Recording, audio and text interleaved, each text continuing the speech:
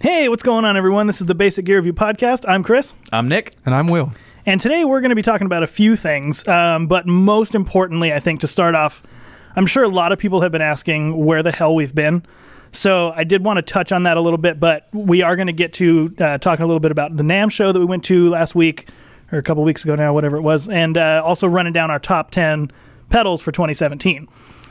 Quick disclaimer, we actually recorded this last week, but someone over here, me, left his mic off, so we're actually shooting it again. So you've seen on our YouTube page, we actually put out a short little clip of our top 10, but we're here to do it again. So tisk. Tisk. Hey, we get to hang out again, so Yeah, it's okay. true. But anyway, let's start off real quick with kind of what we've been up to for the last about month, I'd say. So Nick, let's start with you. What have you been up to for the last month? I've had some gigs, been doing some stuff. As a lot of you guys know, we all live in Southern California. I live specifically in the Ojai Valley. So where I was living was just recently almost completely engulfed in flames by the Thomas Fire. And I was fortunate enough to not lose anything. But I did end up having to evacuate for about a week, I'd say. Yeah, maybe a week and a couple days. I was definitely thrown off my game quite a bit, and then the area that I lived in was like completely covered in smoke. It was super nasty. Ended up like driving to work with like a respirator on. Oh, geez. And yeah, it was gross. Like, I don't know if you guys watch Stranger Things, but it literally looked like the Upside Down. Like on my way, like down the freeway, and like on both sides, like cool, like pretty mountainous region, but like the sky was like brown. So yeah, it was nasty. As I said, I was very fortunate enough. I didn't lose anything. Kids are okay. Everything's cool. But I did have to evacuate the whole family. We piled up into my car and we evacuated on the 150 freeway and up into Santa Barbara, which if you guys know the area at all, that's like an hour or something drive. And literally like less than a half hour after we got on the 150, it was closed because the fire hopped the freeway. So I would have been completely like locked into where I am. And fortunately, as I said, nothing on my property or in my city was burned, but I have a lot of good friends who the opposite is true for them. So yeah, it sucks. It's been really rough for all of Southern California, actually. In this county, it's been really hard. Yeah, luckily I didn't get too affected. I mean, I was able to see the flames when they broke out, which was oddly enough a day after my birthday. I don't know if that's an omen or not, but yeah, I was able to see them from kind of the main road by my apartment. But other than for some air quality, luckily we're kind of in a bunch of tracks, and so we're okay. But air quality was gnarly. Yeah, where I live, I was walking distance from the mandatory evacuation zone line. You know what I mean? Like I was maybe a block or two away from that.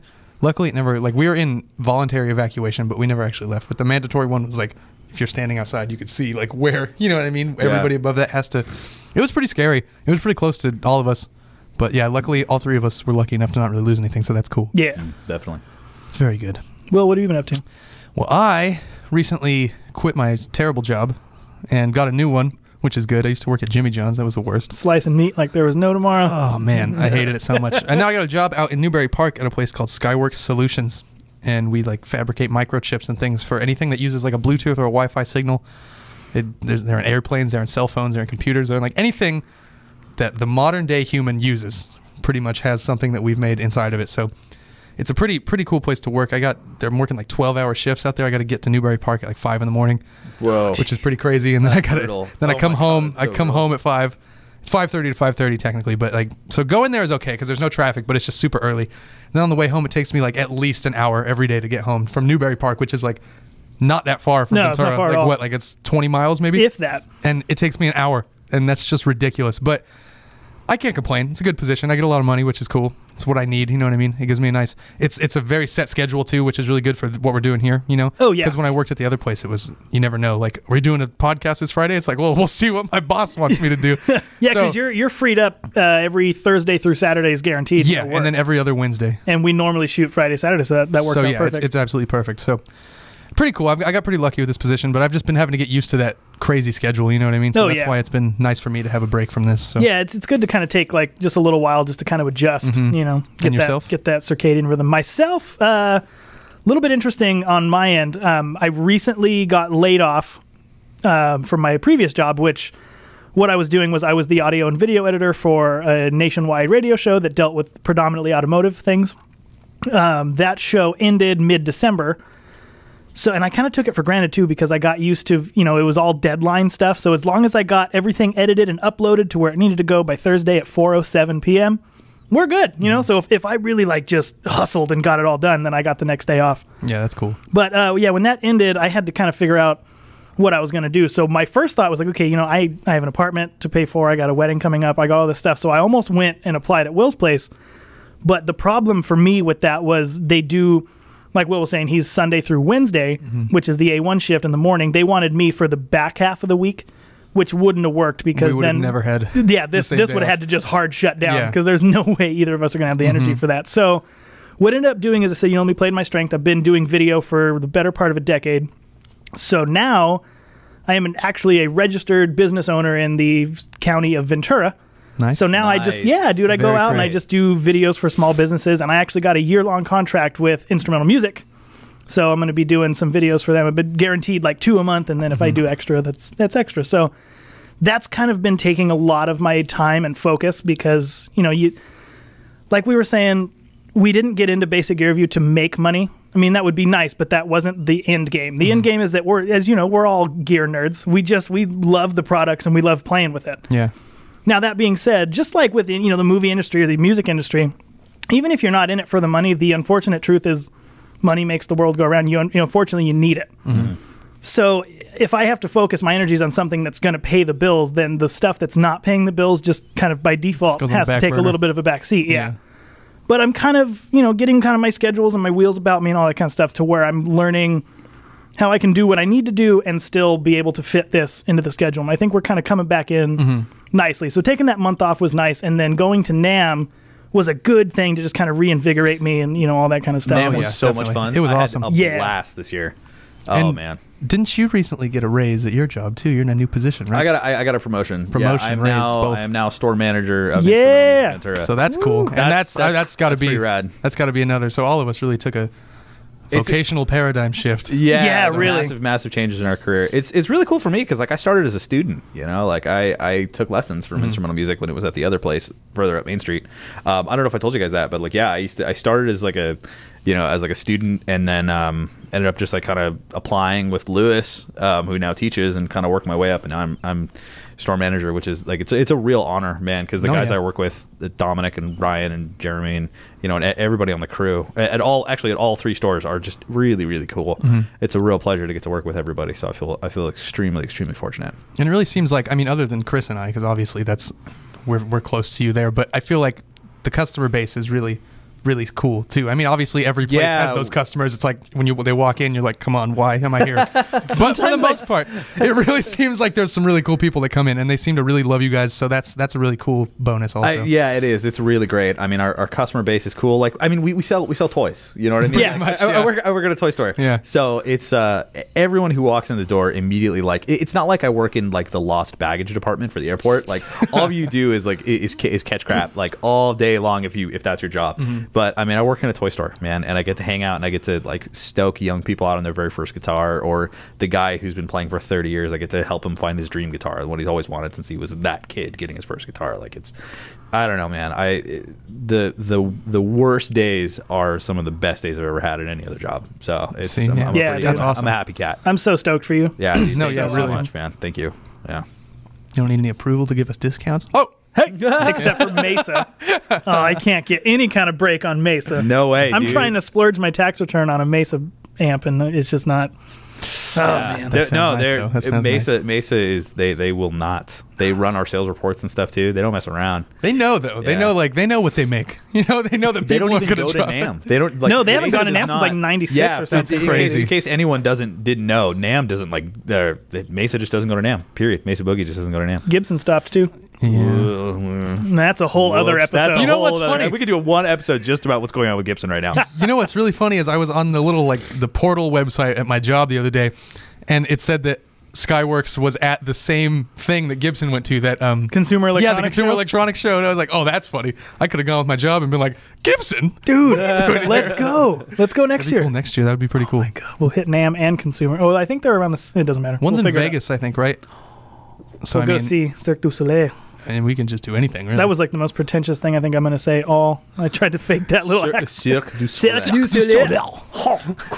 I'm trying to get E3 tickets, so if we have any Basic Gear Review fans out there who want to send us 3 E3 tickets. E3. Oh, I want to get to that. That's the NAMM of video games. Yep. As they just release all the new ones. Oh, dude. I want to do that. I want to go E3. Oh. So I recently beat GTA 5. I know I'm like really late to the game. Yeah. But, tremendous game. Great game. I'm playing it again now. Good. Ugh. Just pick all the other options.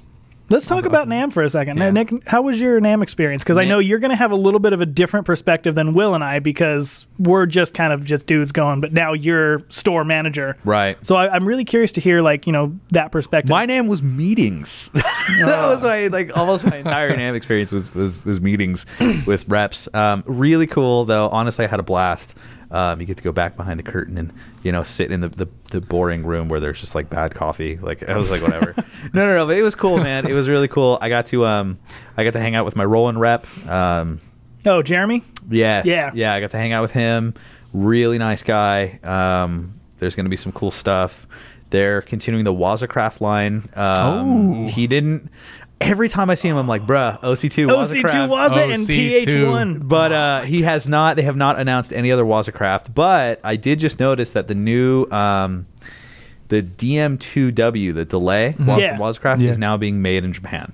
Whereas before it was only inspected in Japan and crafted in Taiwan or whatever. Oh, that's pretty cool. The DM2W is now made in Japan. Wow. So that was a big move for them, and that's going to become standardized. That's been the norm for a very short period of time. Dude, I love what they're doing with the Waza line. It's so cool. Just It's especially bringing back the old ones, because the Blues Driver Waza doesn't really excite me, but the VB2, or the tuner, that one kind of confused me. Yeah, I mean, come on, man, it's black. True calls. Oh, okay. We need Japan to paint something black. Because what is it, black and it's true bypass or something like that? You can switch it. Oh, I think so. It's got has the switch on the outside as opposed to the switch being on the inside, which is true bypass or buffered bypass. That's cool, but I mean, Blues Driver SD1, it doesn't excite me as much as the chorus, the vibrato. Yeah, you get that CE2. I want the CE2W. That thing is wonderful. I want the OC2 and I want the old phaser. I want the slow gear. I want the slow gear. Slow gear. Yes. That would be very cool.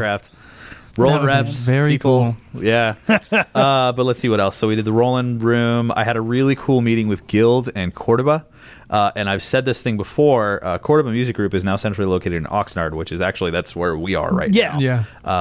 But it's less than a half-hour drive from my shop, and we're getting some really cool stuff from Cordoba. They're fully rolling out stuff out of the Oxnard manufacturing plant now from Cordoba and also from Guild, acoustics and electrics. We're gonna get some electrics in. They have the Thunderbird line. They're like T-Bird. They have an SG looking thing too. So Guild is coming out with some really, really cool stuff. What's her name from Portlandia? Carrie plays one of those Guild SGs. Oh, really? Yeah. Oh, that's cool. Go back and watch it. You'll see. It's on the first season. It's tight, man. They're a really tight company. Ren Ferguson was spearheading their acoustic Lutherie group. I'm not sure if Ren Ferguson is still with Guild, but last I heard he was. I'm sorry, I hit the mic. I know you did. My apologies. Yeah, you and microphones, bro. I'm not on it this week, man. Having a tough time. Yeah. So anyway, that was that. We talked about ukuleles and stuff. What else? Ibanez. They have their what's the term? Multi-scale. Multi-scale. Yeah, they can't call it fanfret. Cannot call it fanfret. The F word. Because Dingwall makes fanfrets. Ibanez does not make fanfrets. Ibanez makes multi-scale. I hate when companies do that. They copyrighted it. They were the first. Like, dude, with but come on. With DiMarzio patenting that double cream humbucker, it's come on. Yeah. What does that do for you? It's like, come on. If someone else makes it, somebody's still gonna buy it. Well, think no about matter what it's called. Think about like tissues or Band-Aids. Give me a Kleenex, adhesive or a bandages, Band-Aid, or a Band-Aid, or cotton a Q-tip. swabs. Yeah, it's that. Cotton That's swabs. the thing. Yeah, Yeah. Q-tips. Q-tips is the brand. Q-tip is a brand, dog. Okay. No, Q-tips, I know. Kleenex, I was Band-Aid. having a He's also a rapper. He's also really good and a great producer. Tribe Called Quest. That's right. Good stuff. In case y'all don't know, Low End Theory. New album's good. It was. So good. It was. Andre 3000. R.I.P. Five Dog. Oh, he died like halfway through the production of that album. Yeah, he did. Okay. Anyway, so NAMM was tight. Ibanez, fanfret stuff. What else?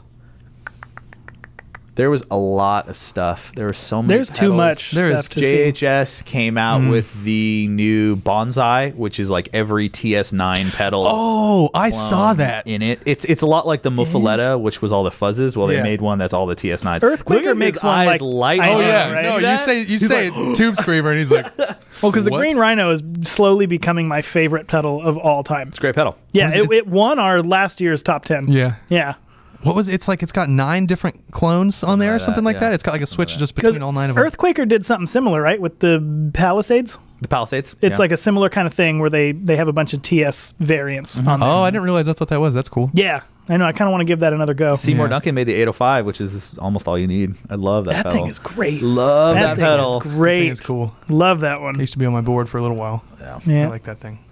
How was your NAMM experience, Will? Mine was cool. Mine was fun. I mean, we had to do our videos and stuff, which I wasn't as big a part of this year as I was expecting to be, which is a good thing, in my opinion. You know what I mean? Because, like, when I go, it's like I'm having fun and it's all good, but I'm so not excited to get to the next booth because I know I have to talk to somebody. And, like, I'm such a script guy. Like, I come in here and every word that I'm supposed to say is on the screen right in front of me. So it's like, dude, it's like I'm in English class, just like reading a book. I can do this. It's a breeze.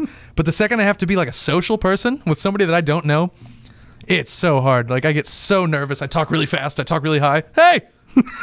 Like, what's up, guys? Will Bassic here from here. Where are we again? Oh, yeah. I forget everybody's name. I forget my own damn name. So, oh, dude, we have an outtake from Bass Player Live, the last 2016. yeah, the first one we went to, like, as this. Hey, what's up, guys? It's Bill. Nope. Like, come on, man. Bill. Come with on. LASIK. So it was a lot of fun when I wasn't stressing about doing videos. And like I said, I wasn't in that many. A lot of times, like, we went to one Analog Alien, and the dude just like took the mic, and I was like, oh, sweet. I just, Same thing happened to EMG I just and backed Seymour up, Duncan. and Seymour Duncan. So I think one of the only ones that I really, there were maybe 2 that I was a big part of. No, 1, and it was Aguilar. And it was a really, really short video, so I was like, okay, cool. But we got to talk to Dave, and he was cool. He said some funny stuff.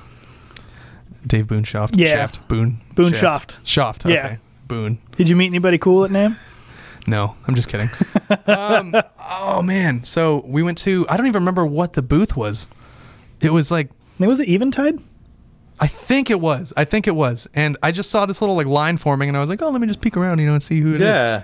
Bootsy Collins. Oh. Bootsy Collins. It's Bootsy, baby. And the line was not long. And Chris and I were on our way to go do something else. We tried to go to Seymour Duncan like a million times, like, because like just so many things would go on, and he wanted to talk to Seymour. He'll get to that, I'm sure. But like, there were just so many things we had to do at that booth, and every time we went, it was packed because they had like different clinics going on like every 10 minutes. Is unbelievable. They ridiculous. always do. Yeah. Seymour Duncan is always a packed booth. It's crazy. All the time. And like, because they had, I mean, they're awesome. It's cool. But like, we were going over there for like the millionth time in 2 days. And I saw this line for Bootsy, and I was like, dude, like, I'm sorry, but I have to go. Like, I have to, yeah, I have to meet this dude. And he's like, okay, let's go.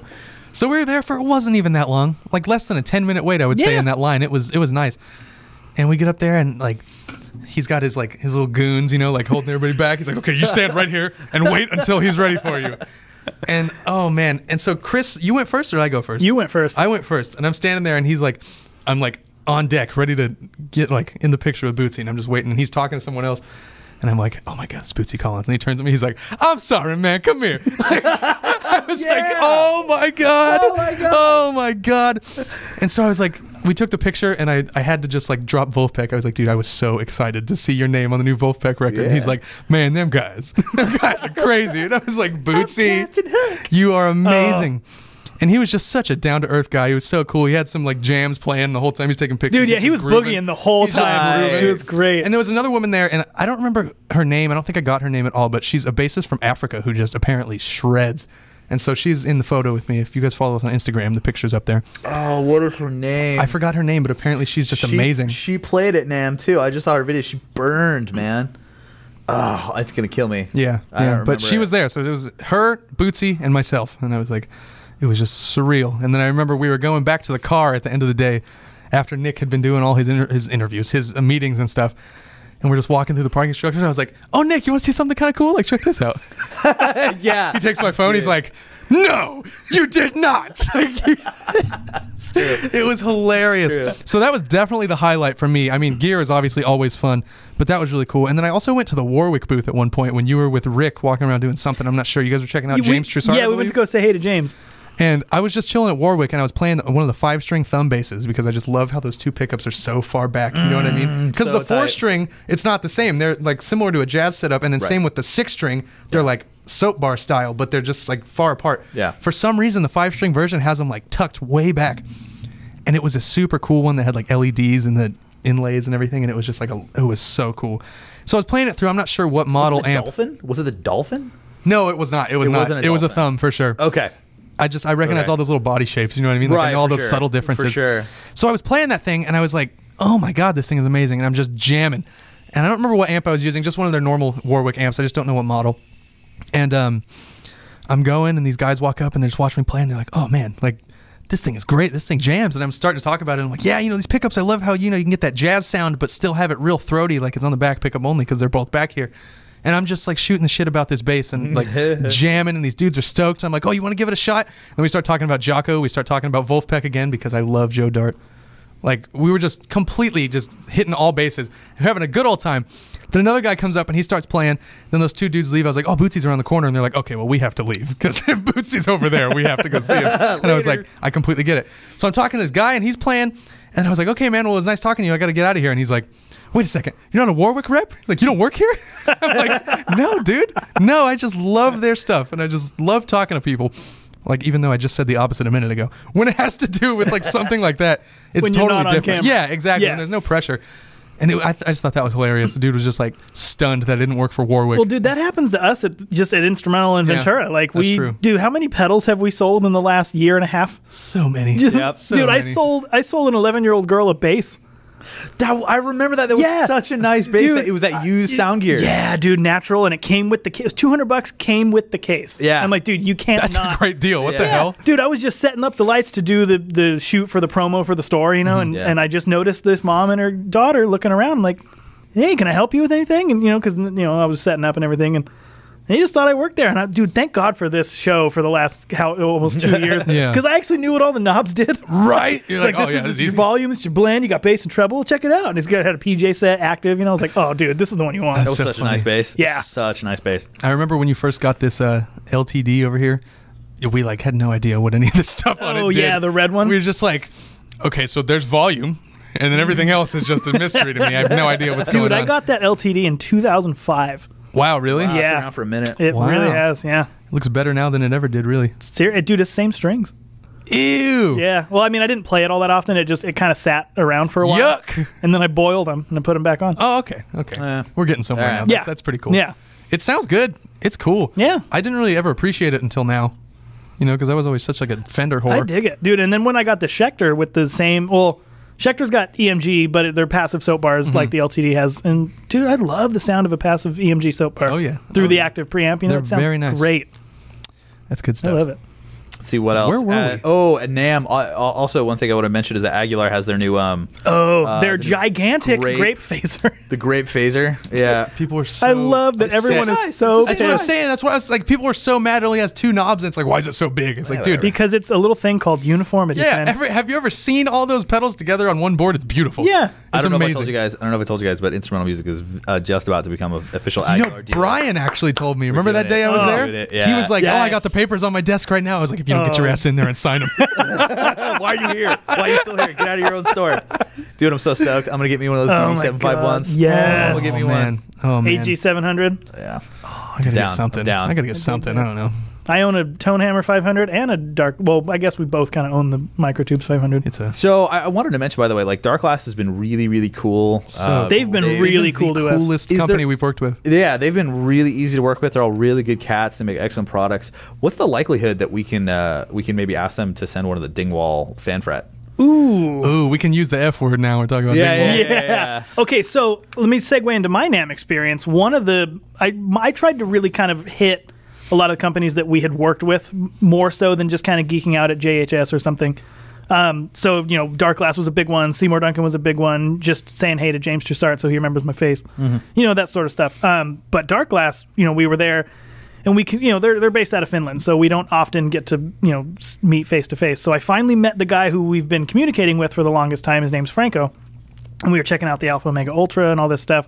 Patrick Hunter was there, by the way. So we said hey to him. Nice. Our contemporary. Yeah, he's a cool dude. Yeah, he's a I great dig guy. that He's dude. awesome. He's really cool. But we should have him on the podcast one time. That's what we were talking about. We were like, how often are you out in Southern California? Because he lives in Texas, right? Yeah, Texas. Yeah. He's like, I'm out in Southern California whenever NAMM is happening. Could and we that's Skype? it. Could we Skype with him? That's what we were thinking too. The other thing too is we could just kind of bring a makeshift studio to the Motel 6 because we're going to stay at the same motel next That'd be year. tight. That'd you be guys pretty gonna stay cool. at that same hotel? We do Every time. That place sucked. Dude, Yeah, I love never, that place. I'm never taking your advice on hotels again. Oh my god, dude! Ever. I Okay, slept. first of all, First of all, I had to pay for Wi-Fi. What the hell? what kind of Second all, dumbass they didn't pays have for show. Wi-Fi? Let's settle with that real quick. I Me, wasn't grandfathered. Rick, and Chris chilling. Little thing Didn't called pay a dime LTE, for buddy. Wi-Fi, dude. You can't blame that on us whatsoever. Okay? Dude, I slept so well in that Place bed. stunk. Me too. I Place slept stunk. so good. You got a smoking room. What do you I expect? didn't ask for one. What are you going to say? Motel Please give 6. me a smoking room. I'd rather have non-smoking and pay the same price. Well, as dude, this okay, one. if we could have it our way, I'd stay at the Hilton that's at NAMM, but I can't afford $470 a night. Dude, they jacked those prices up so Yeah, it much. was Bad. astronomical. Bad. Yeah, It So- wasn't Gotta that be bad, what- Nick. We had Dude, a it good was time. grody. We had a good time. We had a good time because we were the four of us. Telling me you're hanging like out. 20 beers deep and you still smell cigarettes in I there? was not 20 I beers don't deep. believe it. That's insane. That is grossly overstated. Oh yeah, but it's funny. We had a pizza. We had a pizza floating around in there. There's We no did. way. We There's had no way. pizza. What did I have? I had one of those. Like Like a triple stack I or had a whatever. triple stack burger, and I stole like 3 slices of Yell's pizza.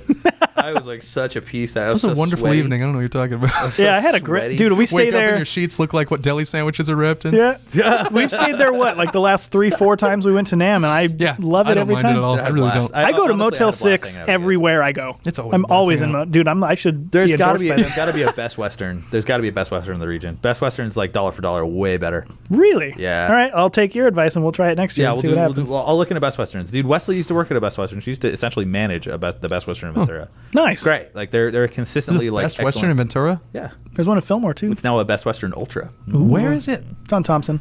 It's right across from Cannon Park. Dude, somebody in Georgia's like, I don't know Oh, what the hell they're yeah. talking about Okay, right now. okay. Yeah. By the way, sorry if you don't live anywhere near the 805. We're like, sorry. So It's very exclusive.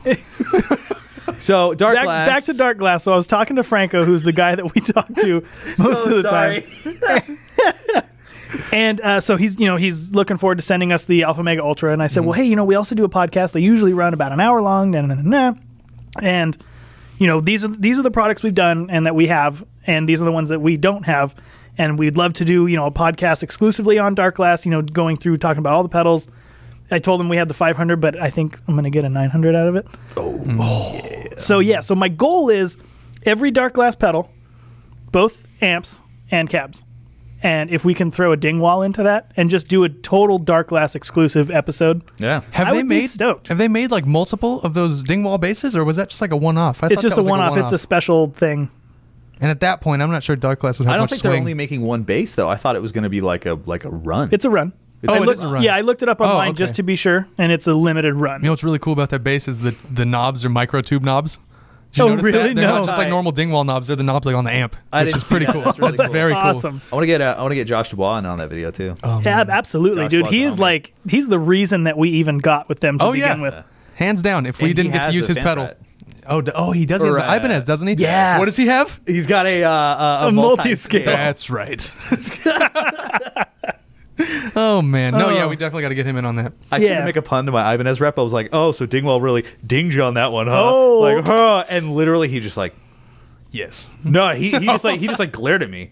He's like, anyway, over here we have this model. He was pissed. He was like, nah. I mean, obviously, there That's have been so some like funny. pretty awkward conversations. I bet. Yeah. at Yeah. that point. Oh, Oh man. my god. So homeboy over here, I met some cats, not many. You met Bootsy Collins. You met. Oh my! I have probably the funniest meeting someone story. You nerded out so hard on this one. I nerded out so hard. So if you don't know, I own all of the Dunlop era Way Huge pedals. All of them that they've released since 2010 is when they came back. So they have like 4 new ones. They have the little ones and then finally a base one. So I got to get those. But anyway, so we're at the Dunlop booth, and the first day I see George Trips, who of course is the creator of Way Huge. And I'm like, oh my god, I gotta meet him. Like I have my picture of all my pedals. I'm like, this is the greatest icebreaker. And so we see him the first day, and he's busy, and so okay, whatever. So then the second day we go back because we have another friend Daryl who we're trying to talk to, and I see George, right? And I'm like, there's George Trips. I'm like, well, hold the camera back. I got to go meet him, right? So he's talking to some dude, and this guy's taking his sweet time. As does every single person at NAMM, just to kind of break away from that for a second. Oh, my God. They just talk it up. And I try to be kind of respectful. Like, I'm like, hey, dude, I won't waste any more time. I just wanted to shake your hand so I can get the hell out of here. Yeah. I mean, I chatted up a little bit. I geeked out. So I'm waiting for this dude to stop talking to George, and finally I get my chance, right? And as he's like, I'm telling, okay, this dude's about to wrap this up, and I'm getting ready. As I'm getting ready to meet George, Geezer Butler, not to be confused with anyone else, the Geezer Butler from Black Sabbath walks right by me. I mean, I probably could have touched him. And Will's like, dude, that's Geezer Butler. And I look, I'm like, yeah, that's cool. I'm trying to meet George Trips, though. It's like, shame.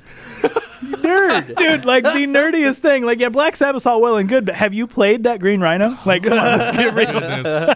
I don't want to meet the rock star. I want to meet the guy who made the stuff your rock stars are playing. Absolutely. Dude, that, I mean, I know I run Basic Gear Review and it's all about bass, but I'm mostly a guitar player, and that's Way Huge pedals are like the main core of my They're sound. great, dude. Yeah, Way They're Huge great, and great Mesa pedals. Boogie They're and awesome. Gibson, and I'm ready to roll. You run Way Huge pedals with a tube amplifier, you're never going to be unhappy. Oh, dude. Just on the amazing. point of breakup and then run that Rhino through it. Yep. And their demo videos are amazing. Like, they sound so And they look good, and too. they got that weird little thing. Yeah. I don't know what it is. What's that called? I can't remember. Oh my God, we're gonna look like screen with the fools. waves Yeah, and it's stuff. so cool. God, what is And that like, called? I oh, want man. one. I want one of those. Oscilloscope or something? Or? It's an oscilloscope. Yeah. Yeah, you got it. Yeah. I it's an sound like the oscilloscope. dude from What Your Favorite Enemy. I want to just have one in my room and just like leave it on. Yeah, no one gets your references, weirdo. Remember the Tech 21 guy who like put the wrong accent on every word, character knob? And, Oh my goodness, that was funny. He was on the orange one, wasn't he? He Orange? did the AD200B. yeah. Anyway, we're man. getting way off topic. Corrector. We had another nerdy encounter with Devin Townsend. Oh yeah, that was funny. Oh my That was God! good. So if that was a Framus Warwick, whatever. yeah, he had a new He was in the signature guitar. section, so But called as people Framus. know, he's most notable for a strapping young lad and Devin Townsend project, among some other things. But Will and I have been huge fans of Guar for the little over 10 years now. And one of our favorite albums is called Beyond Hell. We love it. And we know Devin from his band, but also from those TC electronic videos that he does because he's just hilarious. And one day I'm listening to Beyond Hell from Guar, and I'm looking, and I see it produced by Devin Townsend. I'm like, the same guy, and I'm all stoked. Now I love the album even more, right? And so we're getting ready to meet him, and finally I get the chance to shake his hand. It's, hey, dude, great to meet you. I just want to let you know I loved your work on Guar's Beyond Hell. And the look on his face was like, you know that? Listen to that record. But it was cool. We got to chat it up a little bit about Dave Brocky. I didn't really know Dave Brocky, but I met him a couple times, and I'm bummed that dude's gone. Oh yeah. Oh man, He was the heart and soul of that band. he really was. Yep. Rest in peace. Yeah. Happy. But yeah, other than for that, I mean, I tried to kind of reconnect. I met Seymour Duncan finally. Cool. Finally met the man himself. I'm like, I've been trying for the last 2 years to meet him, and it's cool because I'm only one person separated from Seymour. My friend Tracy, he owns Guitar Tech Corner. He's a luthier in Ventura, and he has lunch with Seymour every other week. I just saw on Facebook last Yeah, week. it's I saw that Tracy, post, yeah. Seymour, Bob Bain from The Tonight Show. He was on Peter Gunn, That Munsters. Telly, the son of the gun Telly. Yeah, dude, I helped make that. What? Yeah, I shot the video back in 2012. It was Tracy. Tracy made the original prototype of his Telecaster because Bob was the first one to have the neck humbucker and the Bigsby. This was 1956, so nice. I think. I could be sketchy on the year. But he was the first one to do it. So Tracy made a replica. It wasn't aged or relic or anything. It was brand new 52 reissue Telly. He made it. I shot the video, and then they pitched it to Fender in NAMM of 2013. So I shot the video that made it, and it finally came out 2017. It was like $10,000. It was ridiculous. Yeah. But- was it Relic when they made it? Yeah, Or was they made it. They made it okay, relic. That's cool. And then I just saw Tracy made a copy for some other guy. I saw that too today. And I'm like, dude, that's arguably more special coming from the same dude who made the original prototype. Yeah. I'd rather have that one. Yeah. You know? Yeah. I feel you. But anyway, yeah, Tracy's a good friend, and he's, like I said, he knows Seymour, Bob Bain, Chris Hillman, and John Jorgensen, and they get together every other week, and I'm like, dude, I have to be at one of those luncheons. That's like legends at a table. What do you talk about at that lunch? How do you not nerd out and be like, oh my God, I'm so excited about this, and I want to talk to you guys about this? How do you not look like a total pleb? Well, you know what I mean? That's true. That's Yeah, true. here, if you ever meet Seymour Duncan, fun fact, he is really into making arrowheads. What? Wow. That Like he like flint whittles them? napping? Like flint napping? yeah, he makes he's all about arrowheads. That's what it's called. Fun by the way. fact. It's called flint I'm a napping. nerd. I'm a certain kind of nerd. You're like a super nerd over there. I'd be like, Seymour, I know what plain enamel wire is on a pickup with 42 gauge, but I don't know about You got this to bring flint. Nick. You got to bring Nick to that lunch. It's flint nap. Yeah. It's like you can Does flint anybody nap. around here like to flint nap? You know, I just kind of started getting into that. I've got to recently been getting Dude, into Seymour's gonna be if you want to get in with Seymour, you just say- bring that up. Did you say I recently flint saw napping? on YouTube that you can flint nap arrowheads from the bottle, like from the bottoms of Coke bottles. Has anyone ever tried that? He just hits the table. What? I flint nap. Oh man! Another fun thing, real quick, before we move on about Bob Bain, is Tracy has Bob Bain's pedal board from the Tonight Show. What?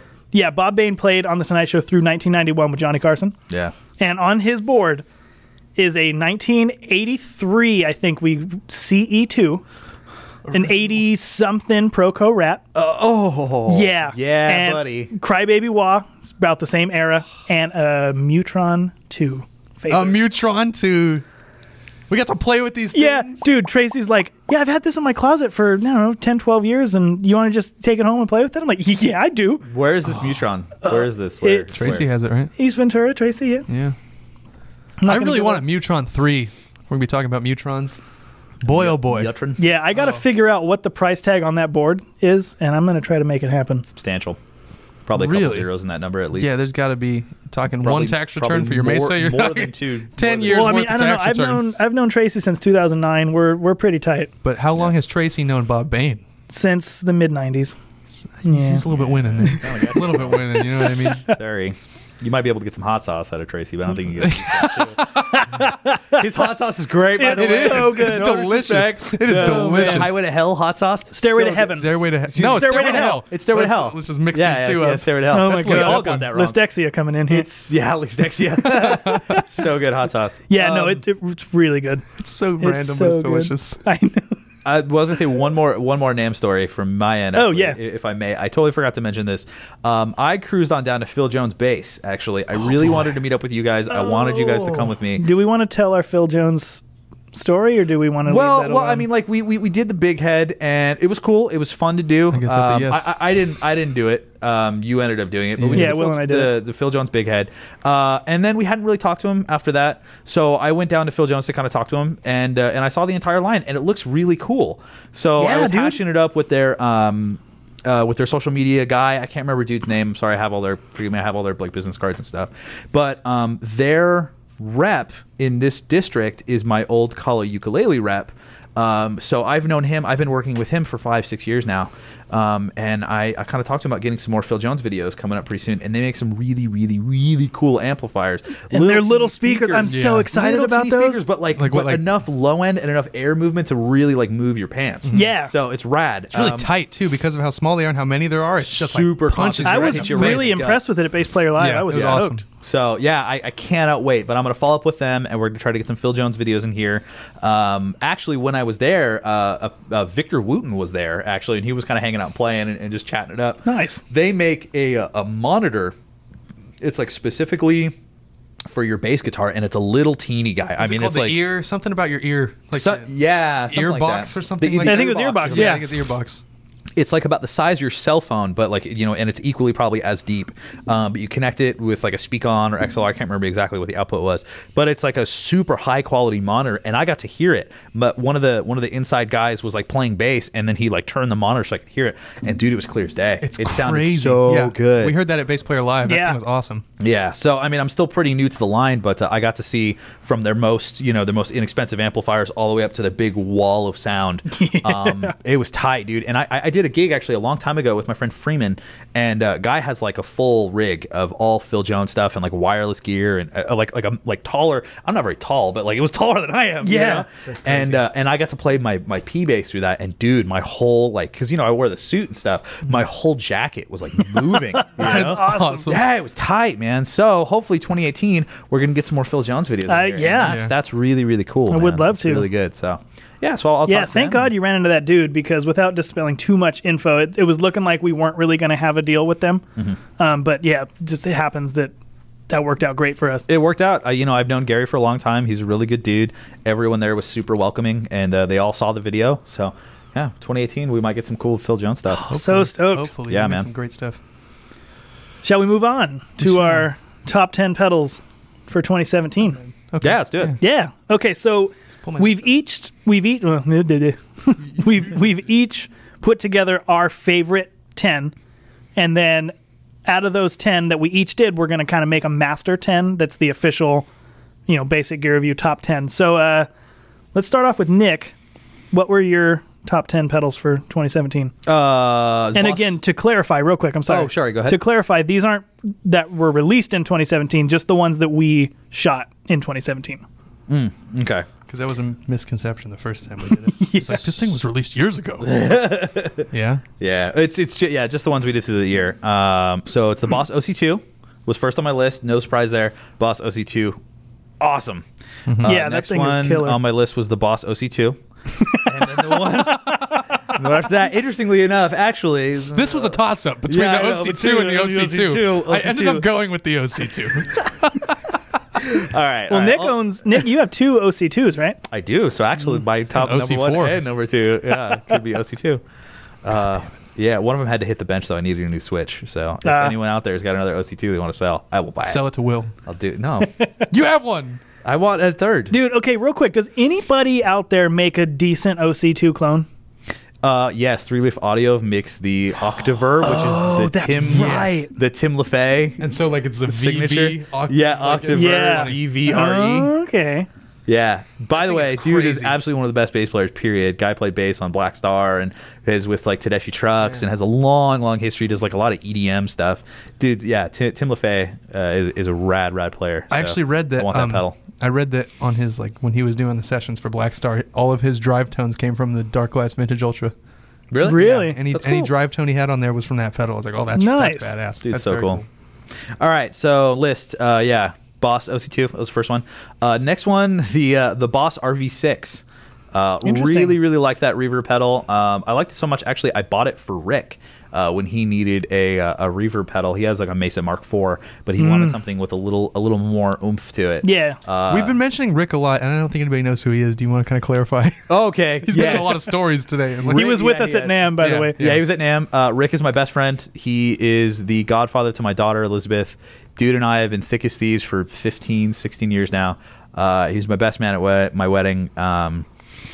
Love that dude. Him and I have we've been writing songs. We've been a writing team for almost as long. Yeah, probably as long as we've known each other. And he's the guitar player in your band. And he's the guitar player in my group. Exactly. So yeah, him and I have been in a couple different groups. We were in one group in high school, and then he went off and did some other stuff. I was in like a metal band, and then we got back together in college, and then we was I like would a weird, love to hear Nick Maffei in a metal band. what the hell? It was weird. Oh, That sounds like it would be weird. It was cool. It was fun. It was like it was called Whip Thrash. It was a thrash metal band. Whip Dash.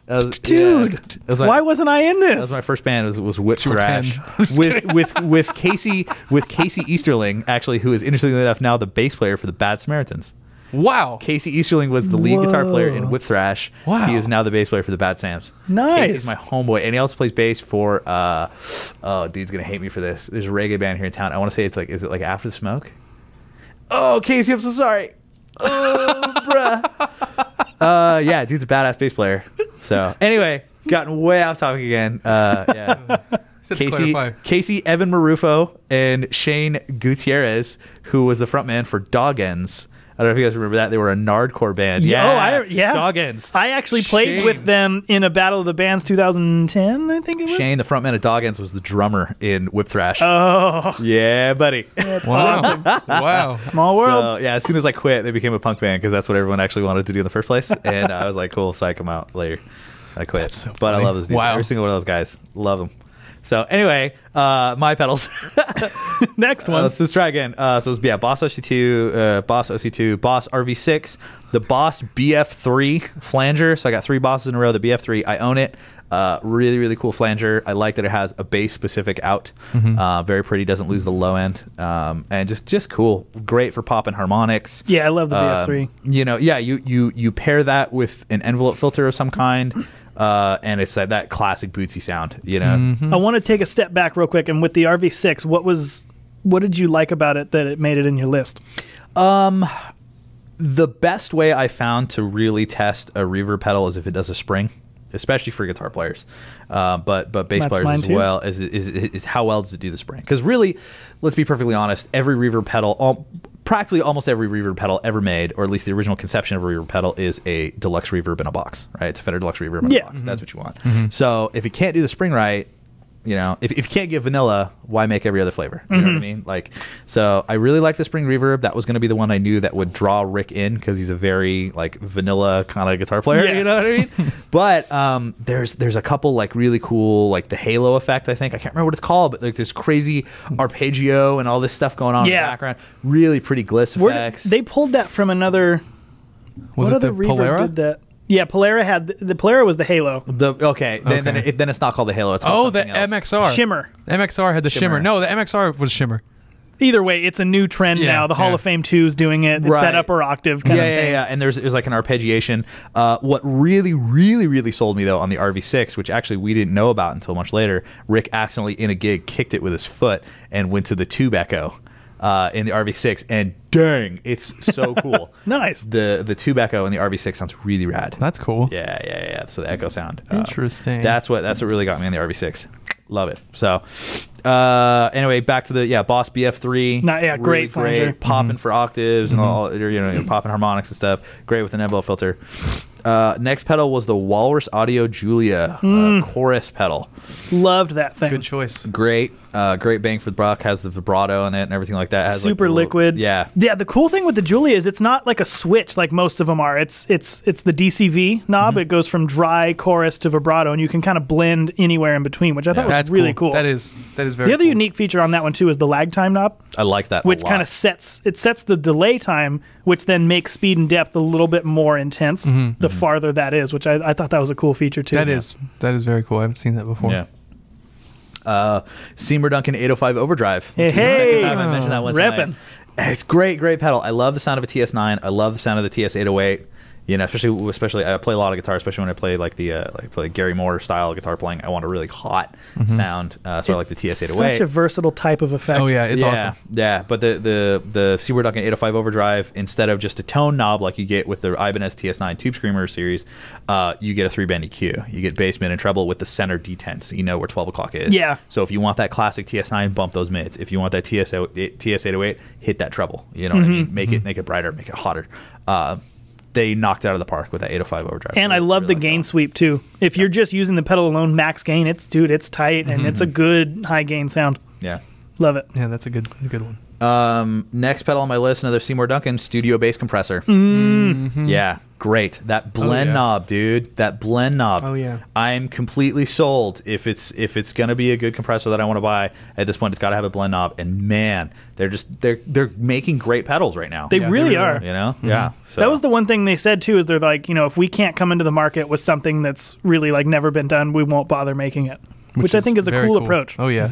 I mean, I know everyone kind of sports that approach, but there's so many that sound the same. They're actually doing it. Yeah, they really are. Yeah, they're living up to their word. Next one, Electro Harmonix Synth 9. Synth 9. It was a fun video to do. I think it was the number 5 setting on it was the Electro Harmonix recommended setting. Yeah. And damn, dude, like I just said it. I was like, all right, whatever. Let's see what they got. And I put it on that one, and I was sold. Like, oh my god, this thing is rad. Great addition to the 9 series pedals, Mel 9, Key 9. I think it's my favorite of the 9. Yeah, mine too. Totally. I might be a minority here too, but like a lot of the criticism that we got on that video is like, oh, it sounds really farty. I'm like, I know, isn't that like the cool part about it? I love that sound. It sounded tight. I like the farty synth sound. I think my playing could have probably done like the pedal a little more justice. I think I was still learning to like play the pedal, not play the bass. But it's cool pedal. Go check it out if you haven't had a chance. Next one, another Electro Harmonix, the Canyon. Yeah, that thing was so one. cool. It's a great one. Yeah, Canyon. Great settings, great sound. There's really great settings on there. I love the octave one. Yeah, I was just gonna say the octave is the one that really set. And then it's got a looper in there, right? Yep, it's got which the loop is awesome. Again. Yep, that's super cool. And let's not forget those secondary functions. You can, like with the modulation setting, you can kind of tweak the speed and depth. Oh, that's right. That was that's cool. right. That is cool because a lot of times it's like you get the modulation, whatever they give you is what you've got in most pedals. You know what I mean? So that was actually a really cool thing. Next, Electro Harmonix Green Russian Big Muff. Follow the smoke to the riff-filled land. Such a good pedal. Such a good. I was blown away from the first time I tried it. And we got the opportunity to actually A/B it against a real Green Russian Big Muff. Yeah. It belongs to Jeremy Gift, the guy who works at Instrumental Ventura. The Fuzz King. Yeah, Yeah, dude. Thanks to really. him. Thanks to him for providing an OG one. So, yeah, Electro-Harmonix Green Russian Big Muff. And then last but certainly not least, the Dark Glass Alpha Omega. Ah, so good. Oh, man. Such a great pedal. Great man. gain structure, great EQ, and it's a DI. Come on. What more yeah. do you need? Yeah. Yeah. It's great. I personally like the alpha setting a little more than the Omega, but either like just having me that too. knob to go either side is super cool. Oh yeah. Yeah. So those are my pedals. Boom. Nice. it. All right, Will, The you're up. pedals I just threw. I totally forgot that's why I had my phone. And we're back. Okay, so I have, in no particular order, the Russian pickle. Okay, That was interesting. By way huge. Interesting. What made you pick the Russian pickle over the Big Muff? I just like, I don't know. I remember like it really made an impression on me. And it's not that the Electro-Harmonix one didn't, but I remember when we heard that one, I was like, holy shit, this is so cool. I think that's like what introduced me to the whole green. Yeah, because They had like the base Big Muff, which is like apparently modeled after the Green Russian, but like no, you know what I'm saying? Like I don't hear it. I don't hear it.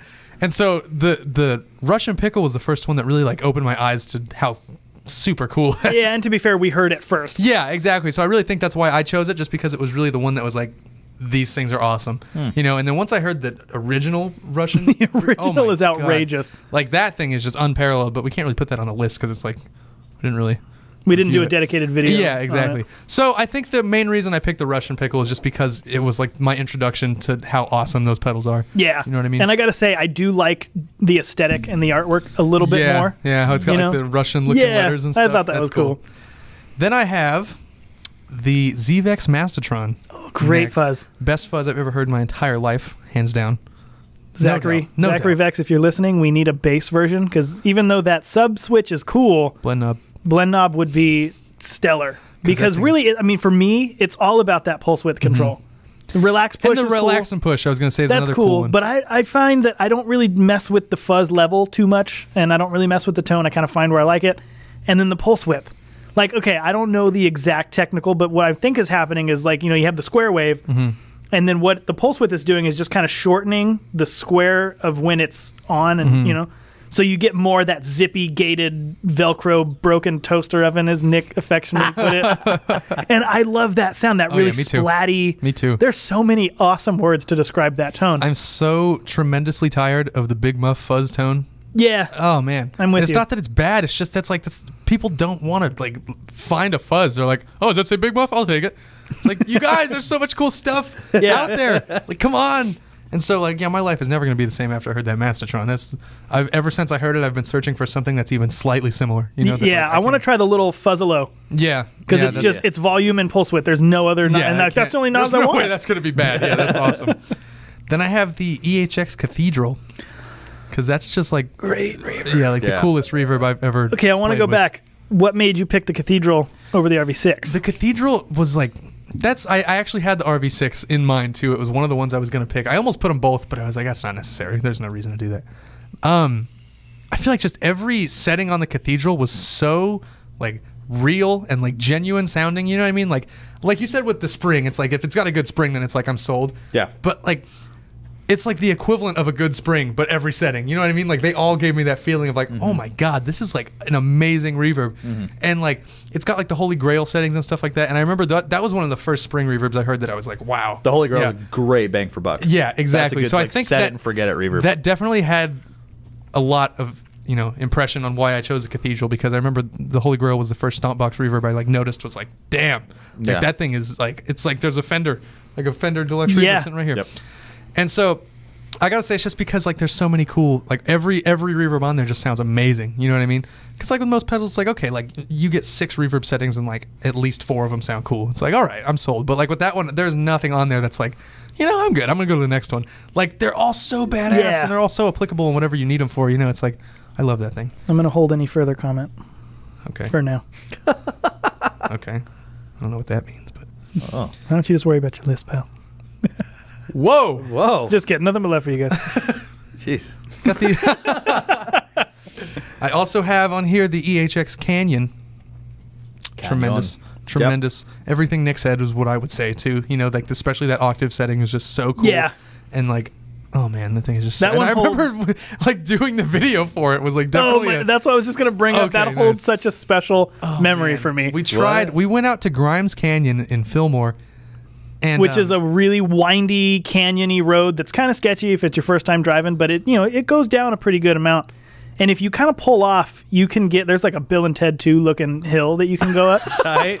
So we went up it and we're like, okay, dude, because I saw somebody had posted a picture of them holding the canyon in a canyon. I'm like, dude, let's shoot a video of the canyon in a canyon. So we brought car batteries, had a whole rig up to power it. Oh my god. No, yeah, we were serious. Yeah, dude, Seriously, we I've got never up. heard this story yet. Really? I'll show you. We have some video. Oh, buddy. So we got the whole script down. We had to wait for all the cars to go by because it was super loud. So we finally got all the talking bits down, and we're like, okay, cool, let's plug it in. And we were going to DI all the tones, and we just couldn't get clean power. It was super noisy because we were going to go canyon to VT base and DI it, yeah. and it just wasn't happening for us. That car battery was not clean, and that was kind of disappointing. And also in hindsight, the cars driving by made almost no difference to the mic. Yeah, after we were we- like, oh man, I got to be quiet because this mic's going to pick up the cars, and it totally didn't. But if you're a Patreon member, we actually have the outtakes of that video up on Patreon. Oh Okay, yeah, that's funny. Nice.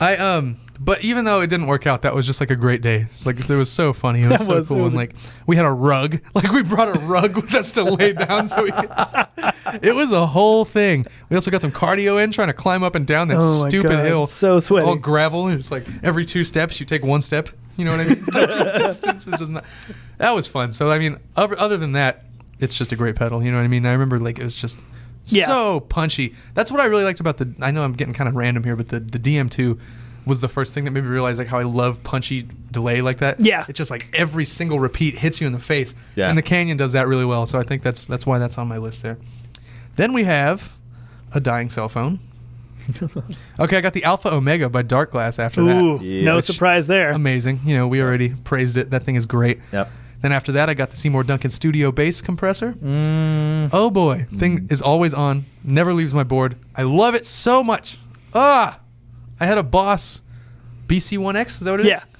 And that was cool. It wasn't bad. That was the first thing that like really made me understand what a compressor did. But that studio bass, they're not kidding. Like that is a studio bass compressor. Like, quality. It's crazy that they fit something that amazing into like a little stomp box. So I would put that on here twice. That's my OC2. You know what I mean? I'd have that like 4 times if I could. Then this one was not really, you can't really get it unless you are looking to spend way too much money, but I get the Foot Pig. Oh, way Dude, huge. I just oddly enough, I kind of forget about those. We did those Yeah. 3 classic Yeah, way the huge Saffron pedals. Squeeze, the Foot Pig, and the Purple Platypus, right? Oh my god, so that was good. fun. That so was, good, I was very lucky to be able to do that. But that was just so cool. dude. That thing was so monstrous. cool. I loved that pedal so much. It sounded so good on bass. It Which really, is really yeah. why it's on here, because it's like it's hard to find a guitar fuzz that really works for bass, but damn. And the other thing, what we did was when we did those 3 vintage ones, we kind of wanted to put in something that you could buy now that would be comparable. And the We tried the closest thing, Javelina, yeah, right? with the Javelina, because it's another way huge fuzz named after a pig. We thought, it might be similar. It was not wasn't. similar It was whatsoever. not similar at all. Dude, Foot Foot Pig Pig- killed it. They need to bring that back. Please, George, I know George. you're listening. Your good friend Chris We're over here. Dude, I blew off Geezer for you, bro. Come on, make me a Foot Pig. Oh my goodness. Geezer Butler's listening. He's like, damn it, and throws his bass down. It's okay, I got Geezer. Geezer Butler. Butler's listening? What? Okay, then after that, this is where the RV2 got kind of kicked out because I was like, I'm not trying to have my favorite reverbs of 2017. RV6. RV2, RV6 is what I meant to say. It's RV2 been a long is day. tied too, by the way. Yeah, It's been a long Throw day. that out there. It's been a long day. Anyway, I got the Blue Sky by Strymon. Ooh. That thing is just crazy. Like, no, really, it's so cool. That's like dipping into like boutique territory where it's like For this sure. is a real man's man reverb right here. And Like, correct me if I'm wrong, they're kind of local to us too, right? Absolutely. They're in Westlake? Newbury Park. Newbury Well, Park? Westlake, excuse me, Westlake, Westlake yeah. Village. Okay. Yeah, that's an hour drive. Yeah. because what they got the Ojai is there a power supply, Yeah. right? Or something Yeah, like the that. Ojai. Yeah. They also have the Riverside Overdrive. Oh, that's right. Yeah, That's and then right. the Sunset. Yeah, yeah. Yeah. Well, I was- everybody has a sun though. Yeah, but we have a street that's we have a famous. s- Oh, yeah, we have like a okay. I was Sunset gonna say, dude, Strip. sunsets happen all over the world. I was joking with Dominic about building like a specifically Southern California board, and he's like, "Yeah, you can take the Ojai Overdrive, you can take the Ojai Power Supply into the Seymour Duncan 805 Overdrive, into the Riverside Overdrive, The Ventura into the Vibe. Ventura Vibe." Like I was like, "Oh my god, there's like a whole pedal board here, just It's not like even Southern SoCal." California. It's just like Very specific Very sector. We should make a SoCal, too. reverb called Thousand Oaks. Thousand Oaks. Like it reverberates through 1,000 Oaks. They get enough. I hear they need better streetlights.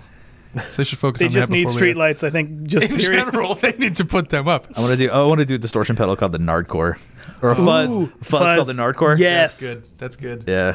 It just sounds terrible. It just insults you. Oh, that's funny. It just drinks all your beer and falls asleep in the street. Anyway, before I get murdered by some people. Yeah, we're not gonna make it home tonight. Yeah. Then I got the Vintage Ultra by Dark Glass, just because, I mean, the Alpha Omega is super cool when it's on here and everything, but the Vintage Ultra is just like holds a special place in my heart, because I remember the first thing I ever heard about Dark Glass was the microtubes, the little stomp box version. You know what I mean? Yeah, B3K. No, the vintage microtubes. Oh, Yeah, that's right. Yeah, and I saw it on, what's the dude's name? Jonathan something on YouTube. I don't know. He had it, and I was like, wow, that thing is sick. And I didn't know who Dark Glass was. I was just like, it's just one of those, another one of those boutique companies that I'm never going to hear about. Little did I know, everything would change. But that was my first introduction, so it's kind of got a soft spot, and just all the EQ you can do on that thing, and like the gain structure is so cool, like real nice mid-range, because a lot of their gain structure is real scooped, like it's like geared toward metal players. Yeah. But that vintage one, you can really like dial in it. Like running that into like a SVT or something is probably Yeah, just Oh. amazing. Just, P-bass, microtubes, SVT. oh, like You're set. buddy. it's amazing. And I have it, and I haven't even plugged it into my super basement yet. I have yet to how do that. dare you. It's sitting Bruh. in my bedroom. But I mean, Bruh. the super basement has an amazing drive channel. Yeah. Like amazing. Do. Full tube bass drive. Come on now. Yeah. 300 watts. I feel Yeah. ya. Anyway, getting off topic here. Great pedal, Vintage Ultra by Dark Glass. And then to end it, I got the CE2B by Boss. Yeah. Ooh. Be still my beating heart. And we dated that to be in 87. 87, if I'm I not believe, mistaken. Yeah. I went to a place in Lincoln Heights. It's like the greater LA area, one of those places for people who don't know. And I went to this place called Caveman Music or something like that. I don't remember why. It's blanking right now because I love that place. But I went there, and they just had a bunch of really cool, like, everybody just brings in used stuff. It's all really old things. It's like vintage stuff, everything. Yeah. They had a whatever. Old. I don't remember what year. It was a Gibson Ripper. A Gibson That would have been Ripper. 70 something. Yeah, 70 something. I don't remember it said it on the price tag, but I don't know. But it was like a little over $1,000, and it's still there, and I really, really, really want to get it. Rippers are cool. I think my tax return might be going I'm straight to. I'm just gonna slightly interject. I really want the three of us to some point just tour LA's music stores. Because Down. they're awesome. Down. Yeah. Oh yeah. Yeah, What is that one in Santa Monica? True Tone. Oh yeah, I haven't been there yet. They And, have some I've cool heard that stuff. It's amazing. I went to that place when I was in London. What's that bass specific shop? Oh, wow, that's that sells like overwater basses. It's like a 3-story Oh. like dude. It's like a dude's warehouse. And like Dude. I got there and I was like, yeah, I'm gonna shoot video for Basic Gear Review. I'm gonna do it. And it pulled my phone. It was like 3%. No, Just kidding. I got no footage. I got Damn no it. footage. Sucks. Well, we're gonna have to go to London. Well, I guess. yeah, we'll go You back. got a connection out there, so. I do. My brother lives out there. Yeah, exactly. So, Yeah. hey, that'd be fun. I'd love That to would be. That'd be go dope. overseas. Leonard was tight.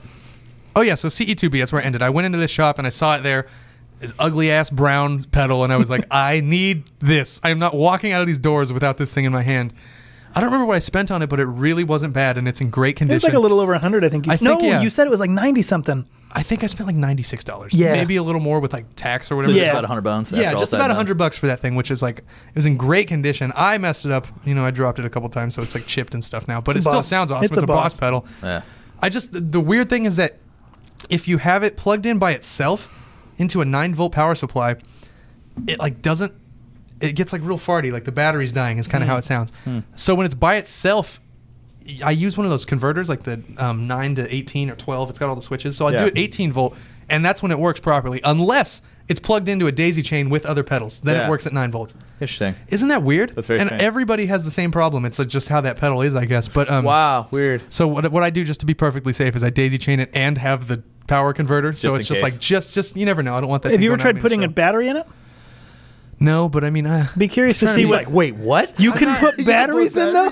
I don't. No. I would be curious to see like how it reacted though. Yeah, that's a good point. Maybe it probably would work. They probably accidentally kind of focused on that a little more than a power supply. Probably, yeah. But it works. It's beautiful. It's amazing. It's just a CE2 circuit, just kind of tweaked, I guess, for bass frequencies, which is what I hear. That's what I've read about it. Yeah, it only applies the chorus to like the kind of like the upper harmonic Yeah, it's just like frequencies. it's kind of like what you can do with the other one. The bass. What is this one right here? What is this one called? CEB3. CEB3. You can like blend it. There's a knob to blend it. I guess what they did is they just kind of set it and then put that in the circuit. You know what I mean? So it's not a controllable blend, but they did a great job. I love it. I love it so much. So I had to put that on here. Yeah, that's a great one. Yeah. Moving on. My turn? Yeah. Can I interject real quick just before we get to your list? So speaking of like you dropped your boss chorus a couple times. So when I went to NAMM and I had my meeting with Jeremy, the Roland rep, I was like, yeah, you know, like I got there early before everybody else did. I was like hanging out drinking coffee with the dude, and I was like, yeah, so you know, I'm with Basic Gear Review, and he's like, oh yeah, dude, how's that going? We started chatting, and I was like, yeah, man, I was wondering like if there's anything that like I should know about, or if there's like maybe any more gear or like pedals you want to send our way, and we'll do a video. And he looks at me and he goes like, you mean like to break?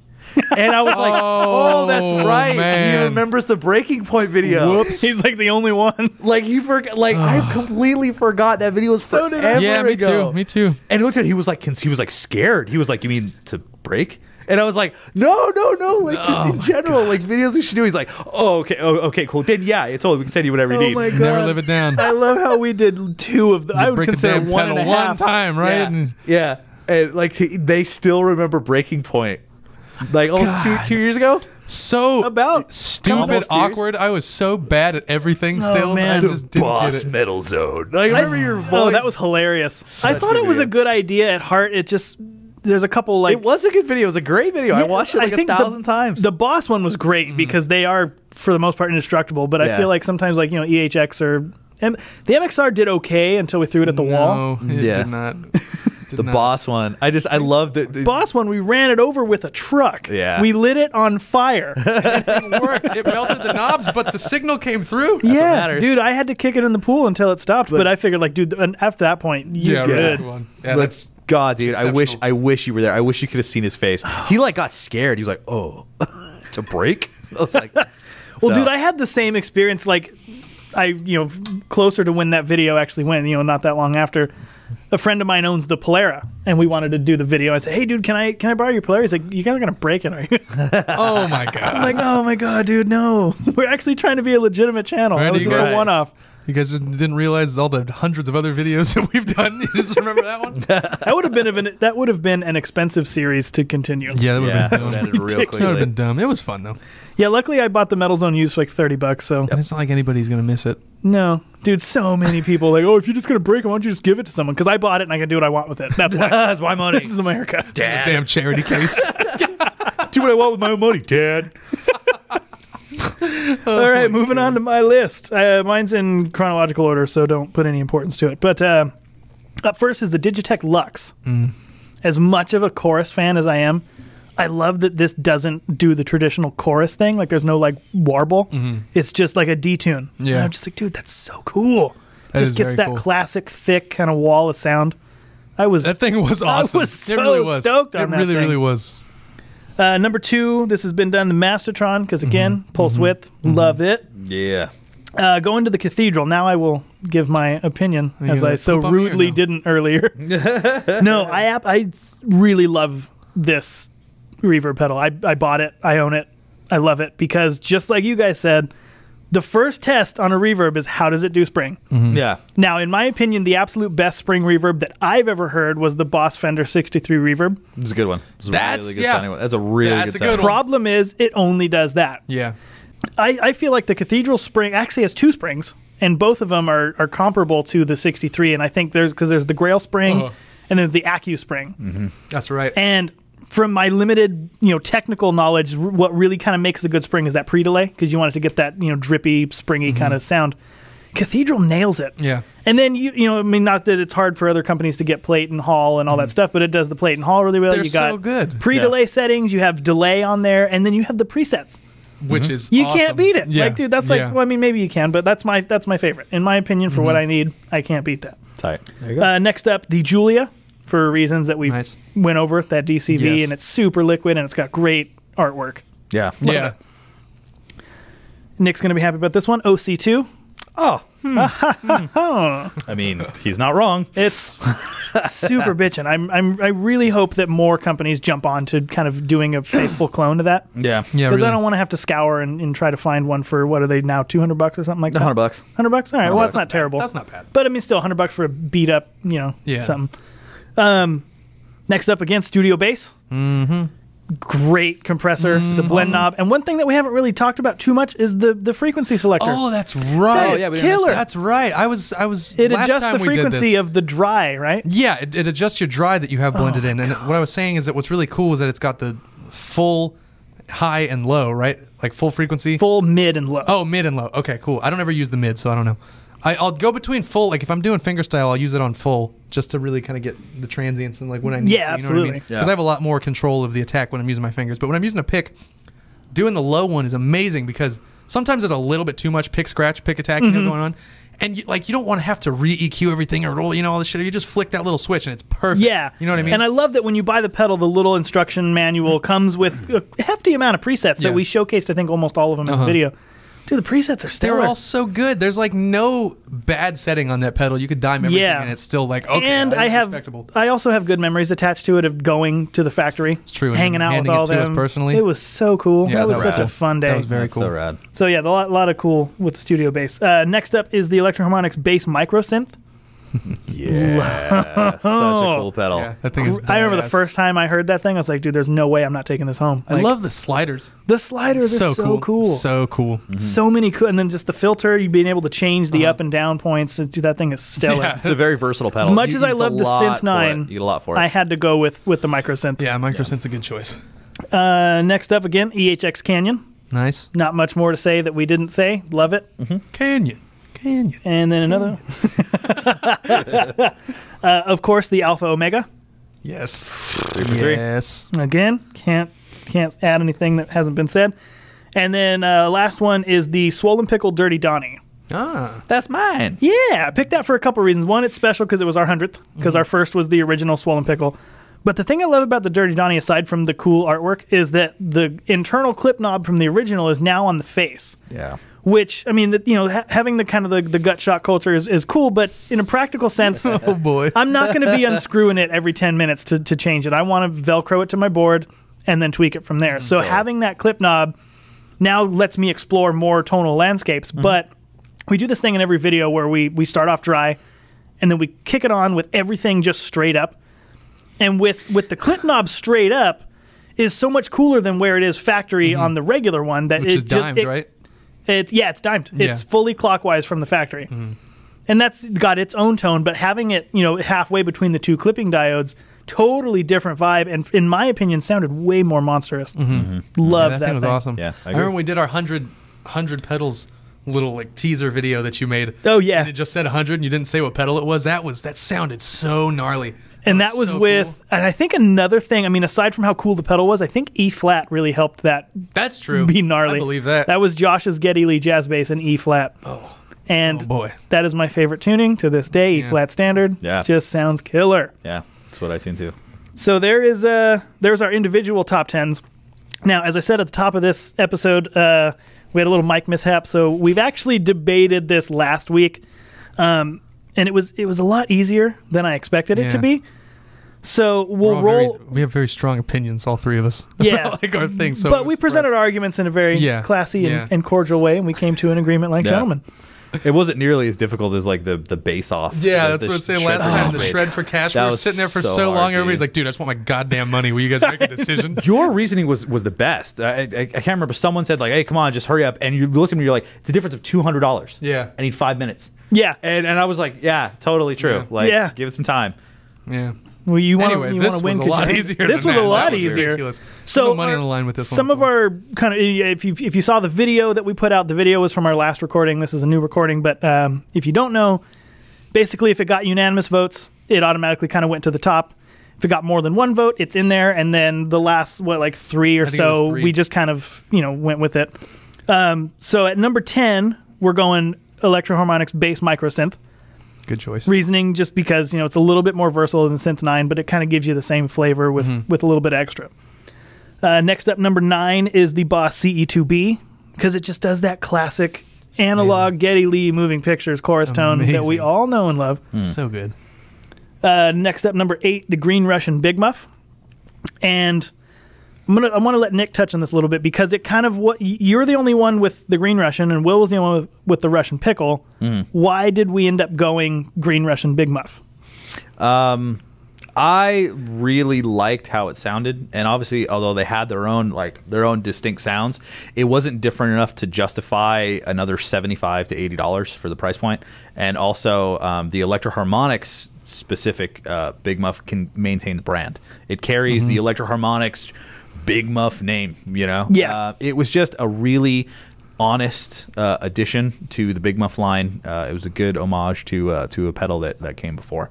And again, you know, it's a difference of like $75 in the purchase, and for something that didn't sound drastically different, it got a couple points for that. And something I didn't mention last time we did this video is that like a lot of the reason I picked the Russian Pickle is because it was like my introduction. And like it's a little very more personal sentimental reason. You know what I mean? So like I fully can't understand expect you guys to be like, oh yeah, I agree with how you feel. It's like you don't know. Well, I had a similar experience to where the Russian Pickle was my introduction to the whole Green Russian thing. So I'm with you on that. Okay, one. so yeah, but that was a big reason I was okay with putting the Big Muff one in there because it's like it was sentimental more than it was like audible. You know? Like, you know, there was nothing clearly superior about the way huge. Number 7 was the Mastertron. Again, if you've been following, it got 2 votes, so that clearly made the list. Can't really add anything. Awesome pedal. So cool. Love it. Yeah. Next up, number 6 was the EHX Cathedral. Great one. Great Another reverb. Two Love of us it. picked that. Yeah, 2 of us picked that one. Number 5 is the Walrus Audio Julia. 2 picks again. 2 picks again. Yeah, I love that pedal. I know all choruses are supposed to have kind of like a liquid type of texture, but that one really did it. I'm so glad. Really, like liquid is a perfect word. So glad they named it Julia after the water demigoddess. You know, that's their whole thing in the book, and it's just like nailed it. This is pretty. And I love that we got the custom artwork.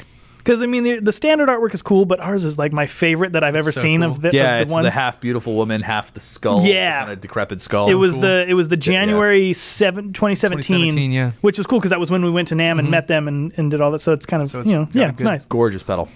Number 4, OC2. Yeah. I remember our argument there was that like I wanted that on my list and it wasn't there. So like in a perfect world, it would have been a 3 pick. Yeah. That's why it was just so high eliminate up. something else. Yeah, exactly. All right. We're getting up to the top now. Number 3, the Electro-Harmonix Canyon. Yes. And the other thing we brought up last week too is Nick was like, at first it was like, here's another multi-delay, just like the TC Electronic Flashback or whatever. But I'm gonna let you take that because you said it really well. It was the same deal. Is that I was really concerned when I first saw it that it was just going to be biting TC Electronics' style, that it's going to be 5 or 6 settings or whatever, and then with a looper at the end of it. But I heard it and it was different. It's a very distinct voice. It sounds really, really good. Pardon me, I'm about to.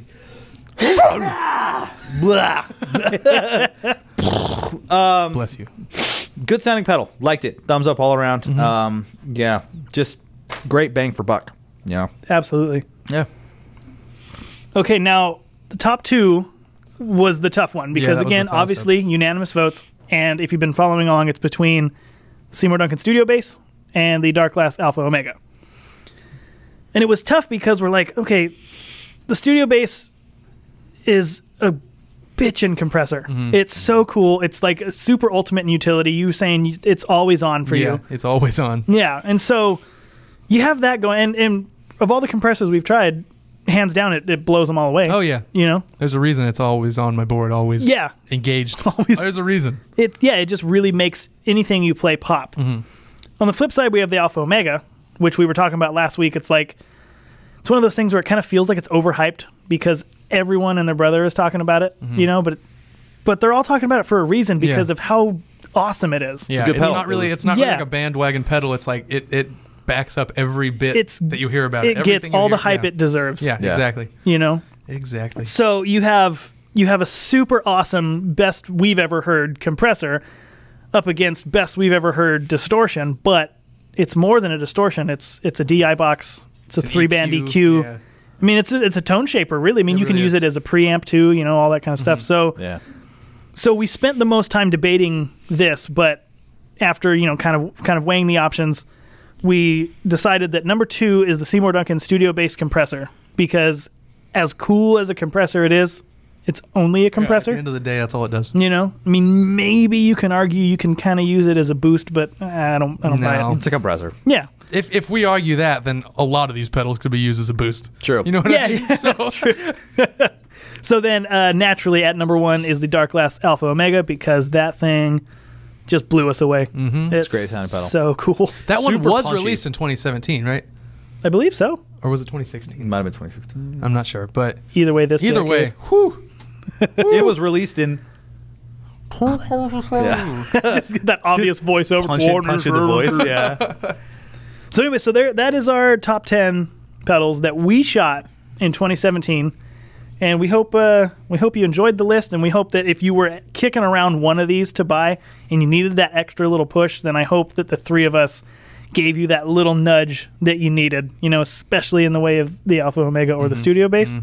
But any one of these 10 would find a great place on your board. Can't go wrong. Definitely. Cannot go I'm wrong. looking forward to next year's list.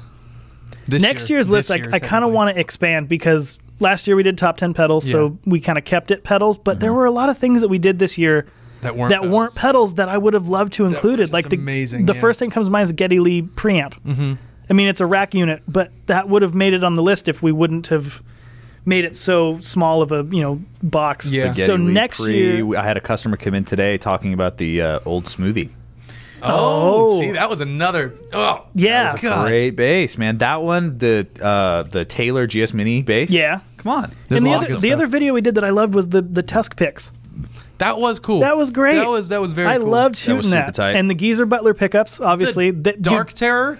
The Dark That Terror. was amazing. That was really cool. Ridiculous how cool that one was. You guys just did the video for the Stone pick as well. Yeah. Really cool. cool. That thing just hit the interwebs. We're See, going to be I've- doing a Super Bassman versus a SVT Classic video. Yeah. Which is going to be Yeah, we amazing. are. Dude. oh, I man. cannot wait for that. And then the gonna be so much P-Bass fun. and Jazz Bass shootouts that we did, like those are still getting a lot of attention. Yeah, that's Those are true. Those fun. are some of our most popular And ones. I am very much looking forward to expanding outside of pedals, because as much as I love them, it's getting a little bit like, okay, it's a different distortion, but it's a distortion. There's a big world out there. There's a lot of gear that we Yeah. all need to be seriously thinking about. Yeah. I mean, we just kind of started with that Swollen Pickle, and that's kind of what launched us. So we just by default, well, let's check out this pedal. But Yeah.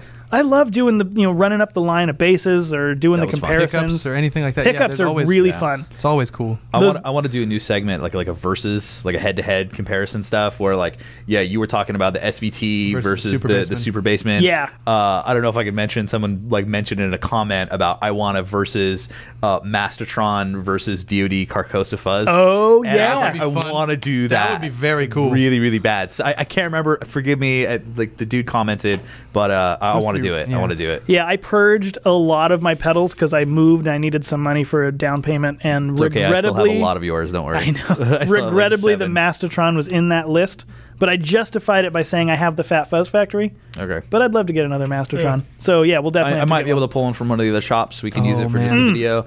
I still have the Carcosa Fuzz. Cool. That was really cool. The other one I'm really looking forward to doing is the Mesa Strategy, the all tube head. Oh, If you yes. can pull one of Yeah. those, Strategy. I want to do the Subway series too. I want to do a full love the video on Subway Subways. Series D800 Plus. Yeah, buddy. So yeah, we hopefully are going to have a lot of great things coming this year that aren't just pedals, and Yeah. next year we'll do a top 10 everything. Yeah. Top 10 products, we'll call it. That'll be good. Yeah. Top 10 videos, reviews, Whatever, whatever yeah. the hell. Top 10 A lot of something. people really like the speaker comparison too, to kind of go back. That Yeah. was such a Lot fun video of to people do. loved Oh that. man, that was a jam. That was an idea that we had months back, and That then it was a finally kind of came to great fruition, idea. and Yeah. it worked out It was, perfectly. it was a lot of heavy lifting because Oh, we God. were on a second story in the studio. We brought So- every Fender Rumble from the store. God.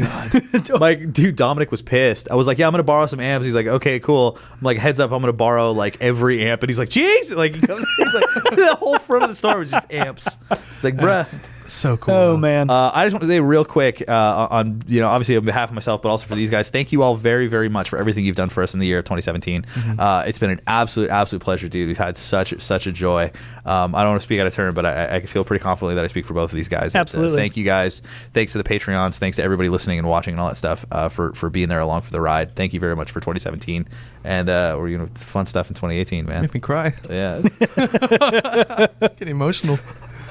Oh well, shit. On that note, I been a think ride. that's a good end right there. Send off.